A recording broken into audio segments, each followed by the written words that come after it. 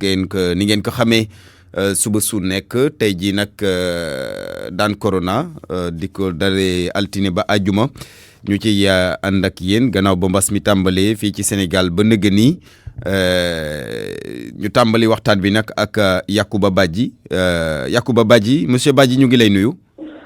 maa ngi lay delloo nuyu di la sant. waaw yow yaay secrétaire général bu SELS foofee ca Bignona nekk ca Ziguinchor mu di syndicat des enseignants libres du Sénégal li tax ñu dooree waxtaan bi ñu dooree ak yow waxtaan bi moo di reprise njàng mi ak li nga xamante ni moo ñeel kaw coronavirus yi feeñoon foofu la ca Bignona ci ay jàngalekat taxoon sax ba ñu randat reprise ba ñu nasoon a amal le 2 juin ba niki démb la ñu ko dooraat démb du ñàkk am ngeen ay xibaar ci école yi dispositif yi waroon nu ngeen ko gisee yaakaar ngeen ne lépp jàppandi na foofu la ca Bignona.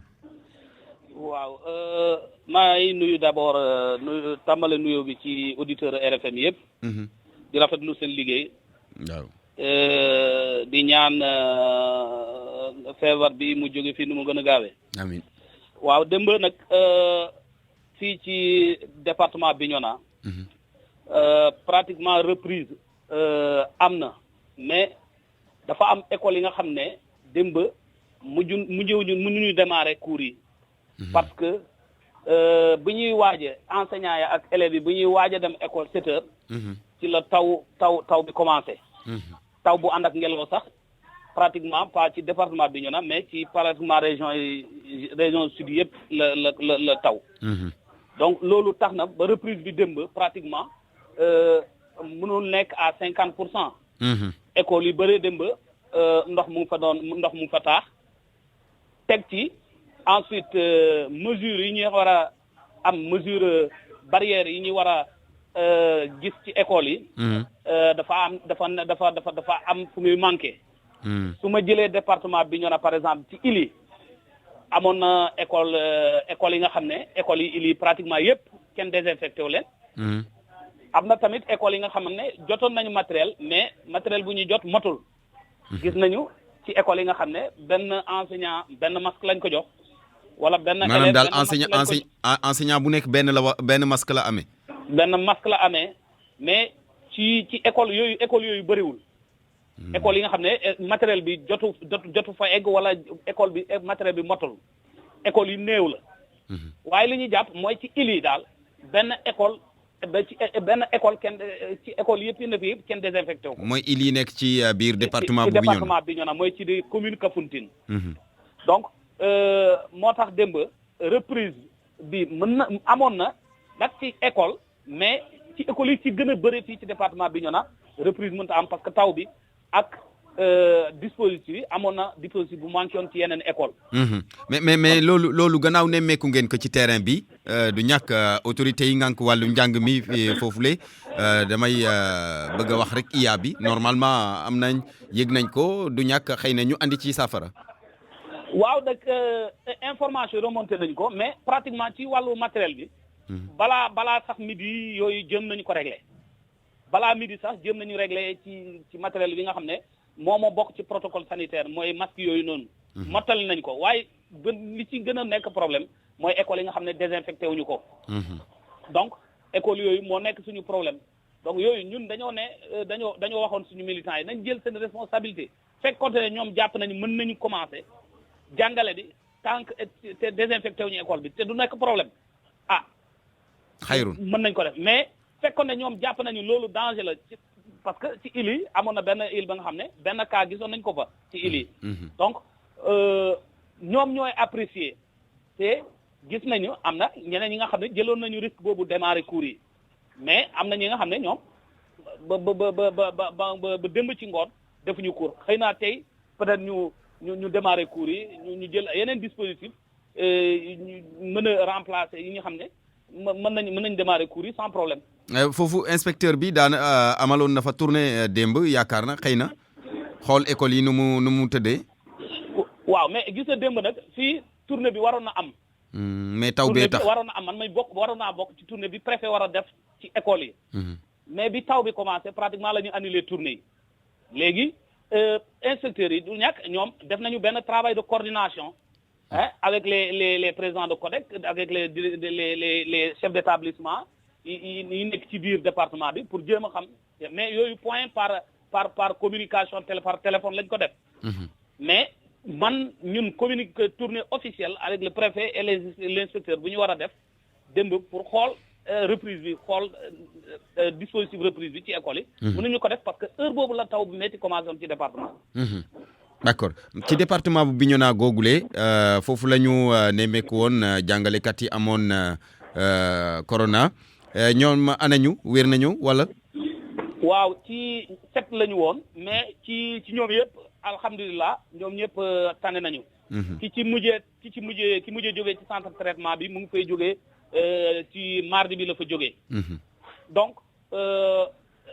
du ñàkk département bi enregistré na beneen cas enseignant positif mais enseignant boobu dafa nekk enseignant bi dëkk Bignona mais jàngalewul Bignona ci beneen région la nekk donc mais ci enseignant ñu testé woon positif ci département Bignona yëpp tànn nañu jóge nañu ci centre de traitement bi donc ñi ci bëre du ñàkk ñu ngi seen école keroog ci benn ministre bi bu mu jaaree ci samedi bee passé ministre éducation bu mu jaaree Ziguinchor ñun dañ ko ne mu jël benn dispositif d'accompagnement psychologique pour ñi nga xam ne testé nañ leen positif parce que stigmatisation bëriwoon na ñeneen sax seen tur génnoon na ci réseaux sociaux yi ba ñëpp xam ne kii ak kii ñoo moo amoon feebar bi ministre bi jëloon na engagement bu en rapport avec l'IA et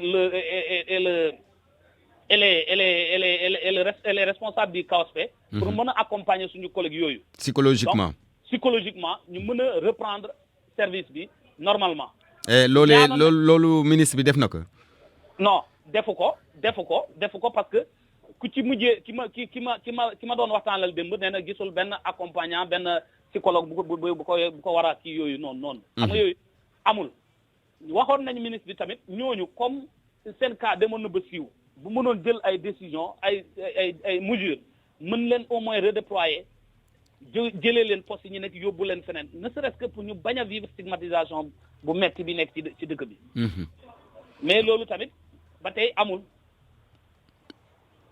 ok mais yéen à part yéen ay syndicalistes ngeen donc am ngeen kaddu ci communauté éducative bi yéen ko volet stigmatisation boobu lu tee ngeen di ñaax nit ñi également ngeen di def ay campagne sensibilisation yaakaar naa loolu war ngeen ko mën a def mais loolu ñu koy def ci d'abord ñun suñu biir enseignants yi ci département yëpp syndicats yi fi nekk G7 yëpp communiqué nañu ci question bi wax nañ ci question bi demander suñu collègues yi nga xam ne testé nañ leen positif ñu bañ leen stigmatiser ensuite wax nañu ci communauté yi lancé kii je me rappelle que préfet Bignona woote na fi benn daje préfet bi ci boppam lancé appel au maire mu waxtaan ak communauté bi pour ñu arrêter stigmatisation yi xam ne loolu ñun dañ ko rafetlu woon ñun sax participé nañ ci campagne boobu noonu dans les villages avec les chefs d'établissement avec les médecins yi ne les hommes de santé yi nekk ci dëkk yi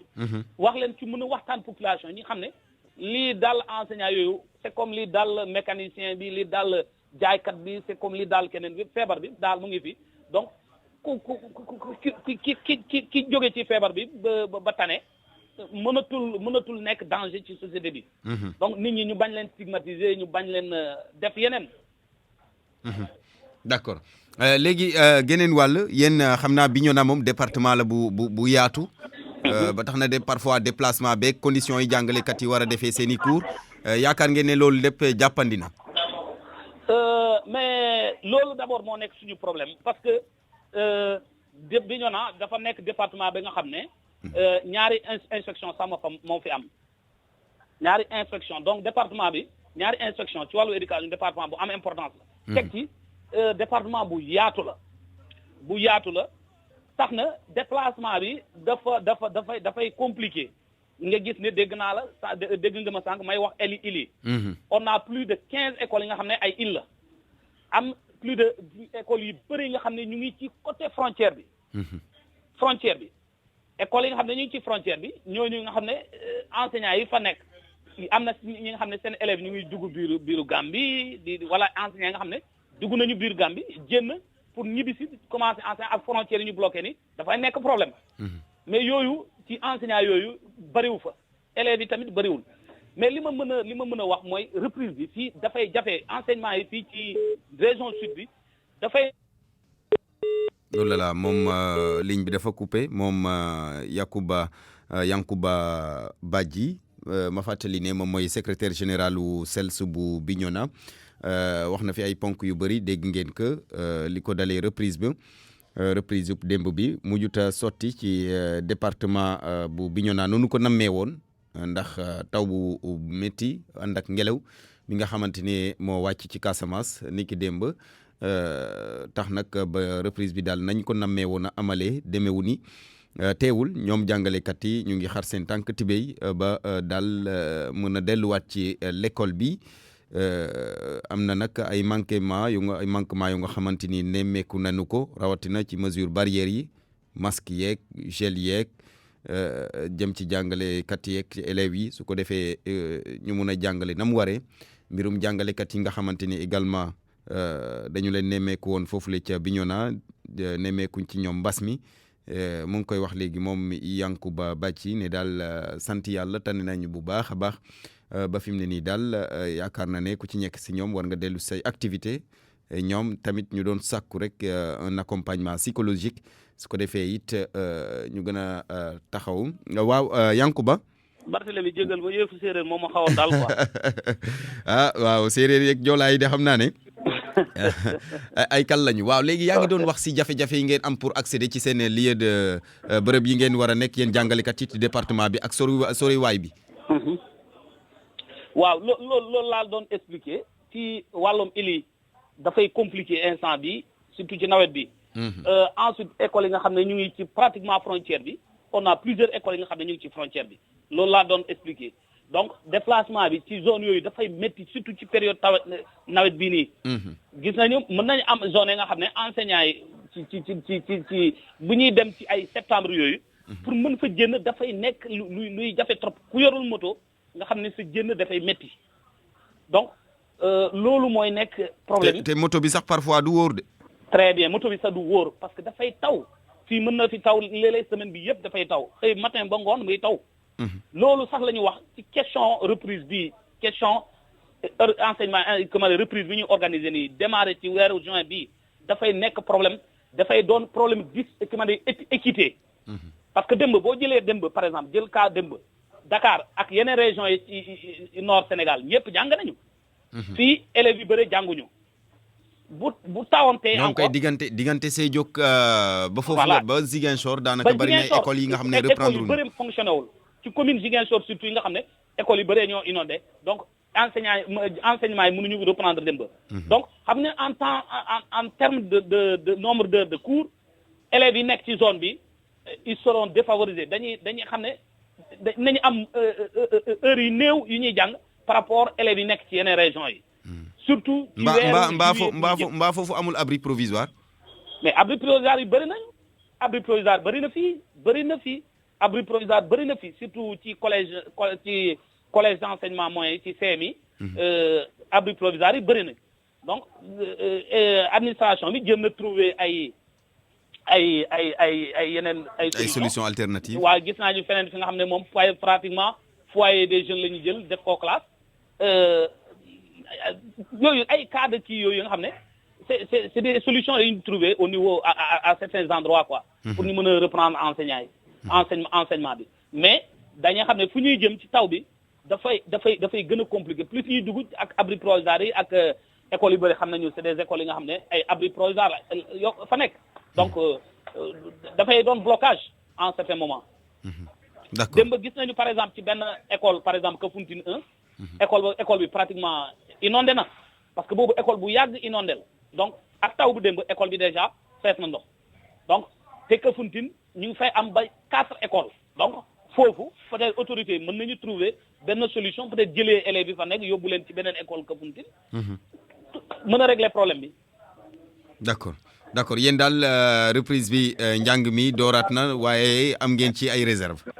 am nañ ci ay réserve am nañ ci luñ ci kii ñun daal su dañoo yaakaar ne problème man sama problème fii sama problème ci reprise bi mooy problème équité mooy am fii surtout ci août bu ñuy jëm juillet bu ñuy dem fii dafay taw comme c'est pas possible mën na taw toute la semaine te buy taw kenn du mën a jàng gis nañu buy taw école yi day lëndëm am classe yi nga xam ne amul électricité yooyu tamit problème bu mag la buy taw école yi day suente mais aussi day lëndëm enseignant bi mënul def cours parce que amul école yi amul kii amul lumière amul électrification donc même si enseignant yi ñu am motivation dem ci dugg ci taw bi dem ci classe yi buñ fa duggee day lëndëm day dekk beneen obstacle donc moo tax ñun dañu yaakaar ne reprise bi période bi dafay doon lu compliqué pratiquement ci région sud yi nga lim sànq mooy région Ziguinchor région Sédhiou région Kolda ak même région Kédougou ak Tambacounda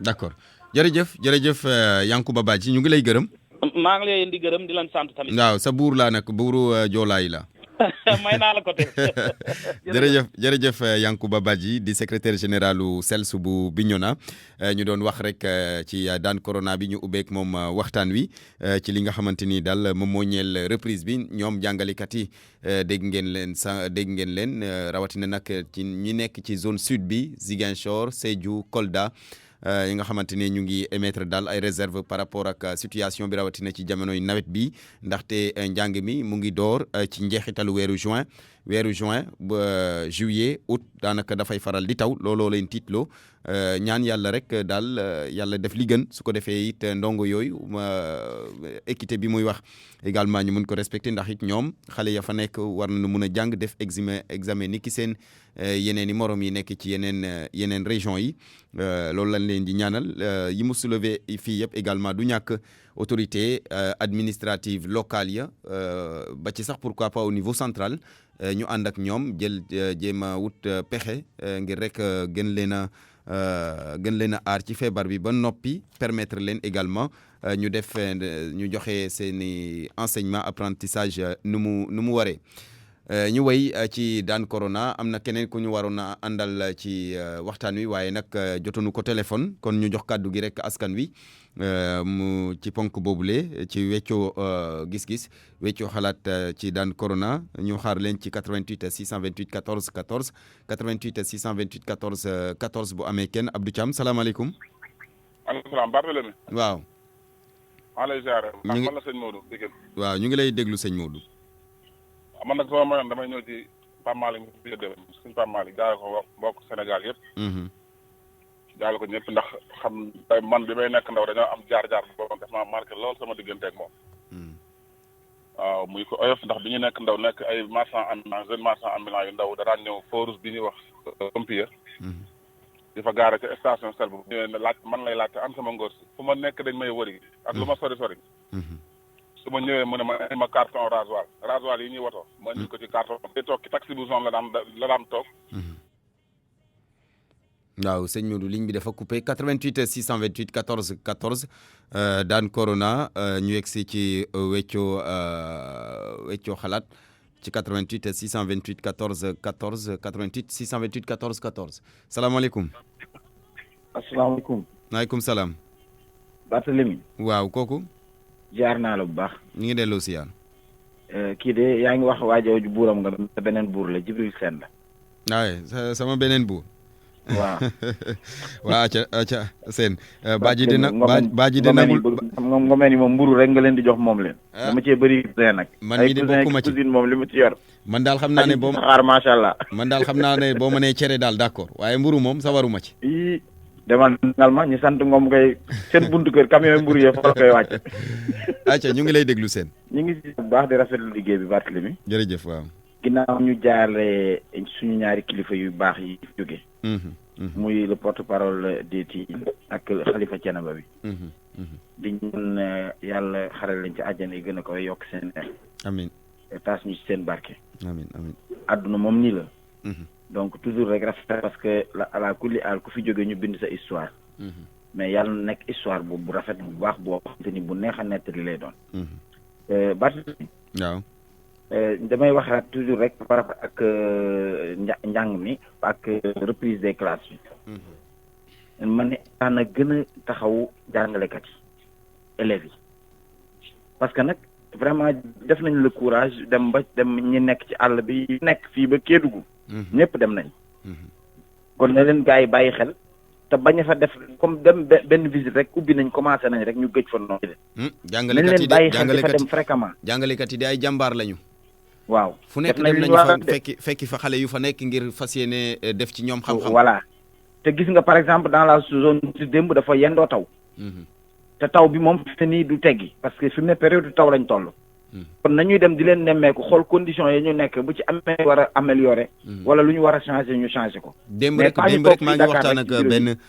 maa ngi waxtaan ak benn jàngalekat mu ne ma nguur gi lu mu war a def mooy bu ñu demee ba am benn semaine ñaari semaine jàpp weer ñu def évaluation après ñu xool fii sooxe ñu dem ko lijjanti gaaw fi nga xamante ne ñoŋ na ñu fexe leen bàyyi leen ci lu dynamique boobu voilà mais buñ toog ci bureau yi fii rek di conférence de presse ak wax ci télé ak rajo bi moom defarut affaire bi de nañuy dem sur le terrain même si c'est pas le ministre quand même le ministre est entouré d'une équipe boo xamante ni dañ leen di fay nañuy dem sur le terrain di xool nekkinu gars yi même bu dul loolu sax autorité locale yi moo xam ñi ngànk njàng mi la wala administrateur autorité administrative yi voilà c'est ça yenn yi yu ci bëri sax ñoom dañ koy def parce que ñoom ay homme de terrain lañu ñoom i jàmbaar lañu donc yaakaar naa loolu buñ ko defee rek remonter information bi waaw remonter information bi ñàkk jaajëf wàcce wut coono waaye nu ngóora voilà merci beaucoup jërëjëf seen 88 628 14 14 weccoo xalaat ponk bu mujj bi ci gis gi ci daan corona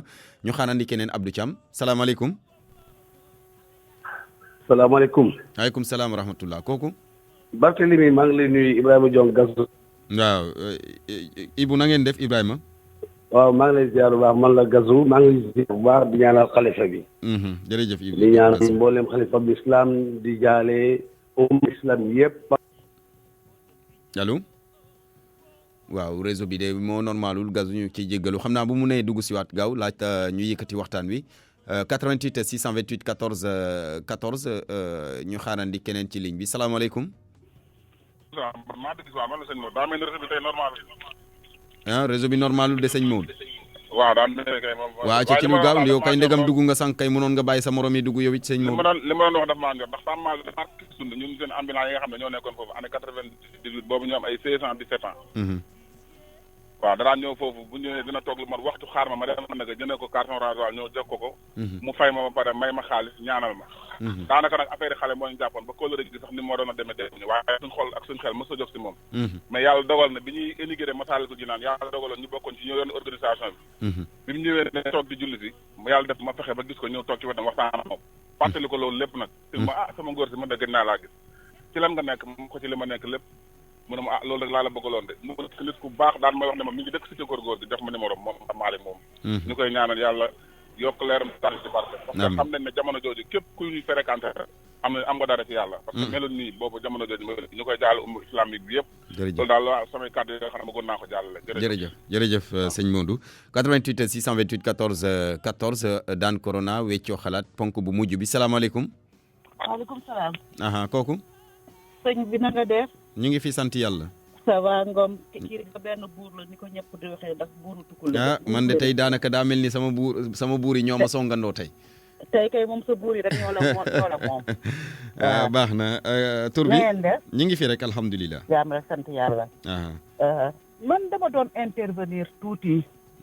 di jaale Serigne Pape Malick ba pare. xam ne suñu kilifa la woon suñu lépp la woon. al wax dëgg yàlla ñëpp bett na leen démb am li ñu seexoon ak moom lu bari loo xam ne xëy na kenn mënu ko nettali fii di intervenir nag ci affaire rentrée classe bi waaw xale yi reprendre nañu démb man dama nekk ci benn structure scolaire xale yi reprendre nañu démb xëy na ñun fi ñu nekk am absent yu bari les écoles ñu ngi jéem a góorgóorlu pour seet naka leen di mettre dans de bonnes conditions mais li ñu yaaxal moo ne dañu désinfecté école yi léegi man dama yaakaar ne su ñuy waree désinfecté école yi état bi moo ko war a def mais ñu nañu bind service d'hygiène ñu bind service d'hygiène boobu ba tey sa si rentrée trois bi lañ bindoon service d'hygiène boobu ba tey ñuy xaar di xaar ba keroog ban circonscription la kii Parcelles Assainies. Parcelles waaw. waaw léegi ñu oo ñu ne ñu ndax c'est toujours d'actualité boobu jàppaguñu rentrée 25 bi. ñu ne leen waaw suñu amee lu ñu désinfecté ñu ne ñu kon dinañ on vous revient ba barkaati démb la lundi wala mardi ñu oo ñu ne nañ ñëw jël devis bi ñu dem jël devis ñu ne leen waaw ñu ne daal dem ñu ne ñu jox ci devis boo xam ne dafa fay presque 200,000 francs. pour ñu désinfecter école bi. devis bi yéen a ko waroon fay. ñu ñoo koy fay jox nañ ñu devis. allo loolu. jaaxal ñu waaw. nee na ñun ñoo war a fay désinfection bi. jox ñu xanaa école privée ngeen. école privée la ñu d'accord. mais état bi kon dafay désinfecter école publique désinfecter école privée yi. c'est à ne rien comprendre. yaakaar naa ne s'il y a un programme pour désinfecter les écoles. ñëpp ci war a nekk au même pied d'égalité. mais kii public la dinañ ko désinfecter privé ñu fayloo ko 200,000 francs. fay ngeen 200,000 francs ah. fay ngeen non fay ñu. parce que acheter nos produits nous-mêmes ñu désinfecter suñu bopp. te on n'a pas dépensé 50,000 francs. ñoo ko defal suñu bopp. je pense que ne vraiment su fekkee ne. macha allah sant nañu yàlla ndax ñun bi mbas yi amee ba tey tous nos enseignants ont été payés malgré crise bi. xale parents yi fay ñu. on a payé intégralement les salaires depuis le mois de mars. macha allah. on ne peut plus on ne peut plus. kon nag tamit état bi suñ privé bi dama def ay effort yaakaar naa ne état bi loolu moom. désinfection pour les écoles ñu fayloo ñu 200,000 francs loolu moom c'est inadmissible. on peut pas le comprendre.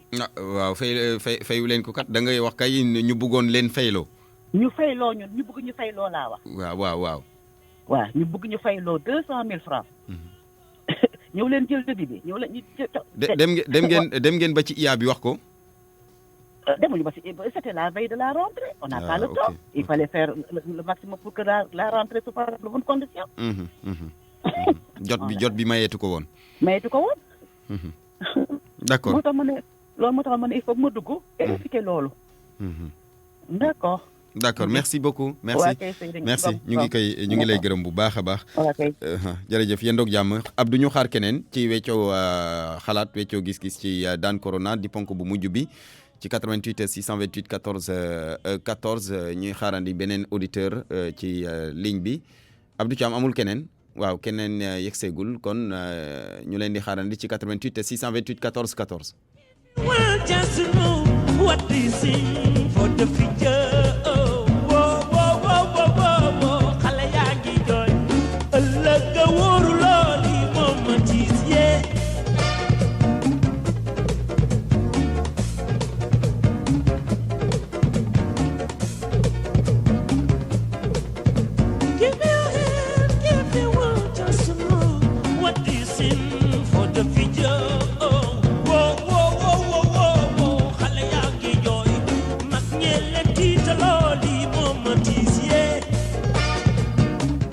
allo salaamaaleykum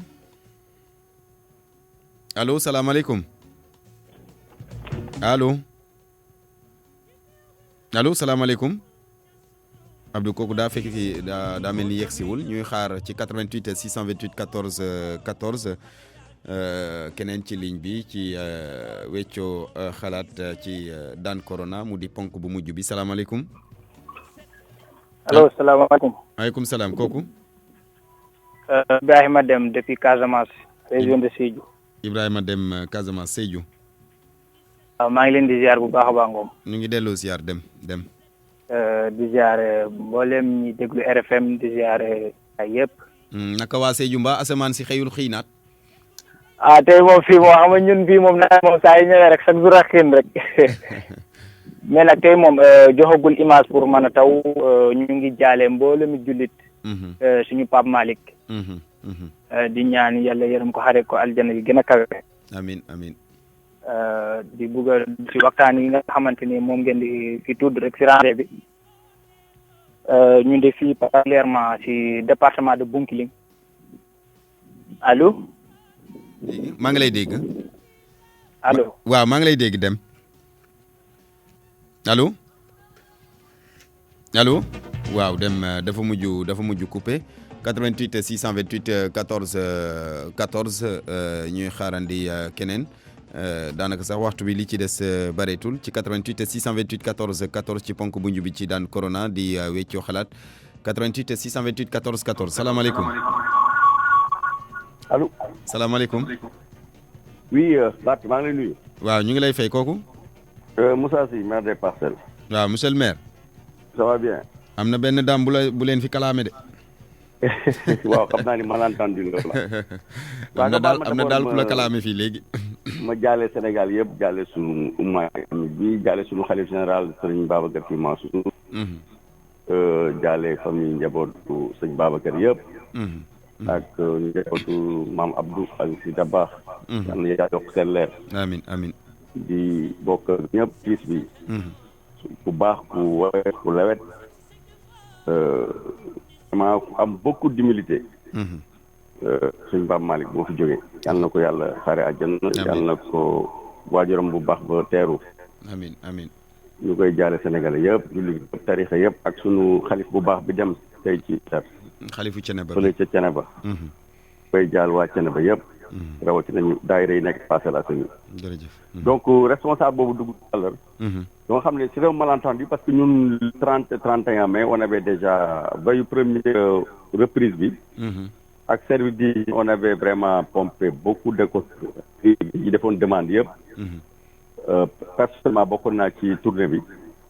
toutes les écoles privées ici des Parcelles en majorité vraiment ñi defoon demande bi defal nañ leen désinfection.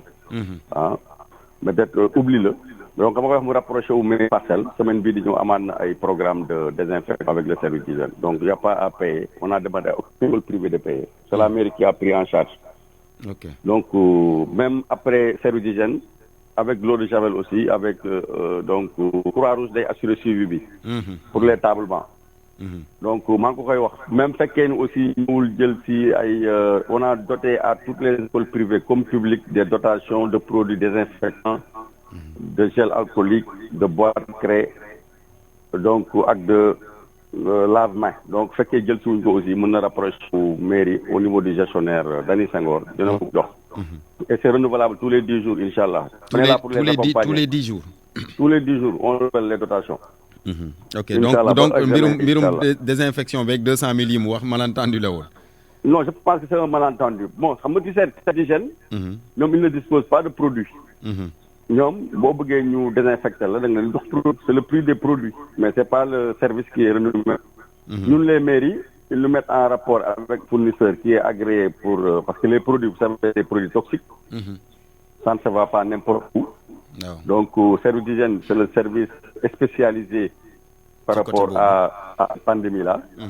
Donc ñoom ñooñu commandé les fournisseurs yi ñooñu defal les factures et les devis ñun on fait les engagements avec le trésor ensuite on met à disposition donc les livraisons c'est comme ça que ça se passe c'est la procédure toutes les collectivités noonu lañu def muy ville muy commune yi. Donc malentendu la pour man donc je demande juste que ñu rapprocher wu mairie Parcelles on va s'en occuper inchallah. D'accord merci. Merci monsieur le maire Moussa Sy maire Parcelles Assainies Abdou Thiam ñu jël kenn ku mujj may ma rek ñu jël kenn ku mujj ci 88 628 14 14 88 628 14 14 ci ligne bi ñu xaarandi benn auditeur bu mujj ci weccoo xalaat ci daan corona ni ki tey jii. ajjuma daanaka sax mooy bés bu mujj bi ci semaine bi ci émission bi amul keneen Abdou amul keneen waaw kon baax na ñu yëkkati waxtaan bi koy gërëm mboolem ñi nga xamante ni daal ñoo fi woote yëpp jox ñu seen xalaat gërëm it ki nga xamante ni moo di Yankuba Badji mi ñu seqaloon waxtaan ci ndorteel la moom mooy secrétaire généralu CELS bu Bignona ñu doon wax ci rentrée bi mu ngoog kon Barthélémy Ngom moo newoon ci kaddu gi Abdou Thiam ci machine bi ñu ngi leen di ñaanal jàmm te di ko sàkku ci yéen way leen di ànd ak programme rajo Futur Média jërë ngeen jëf.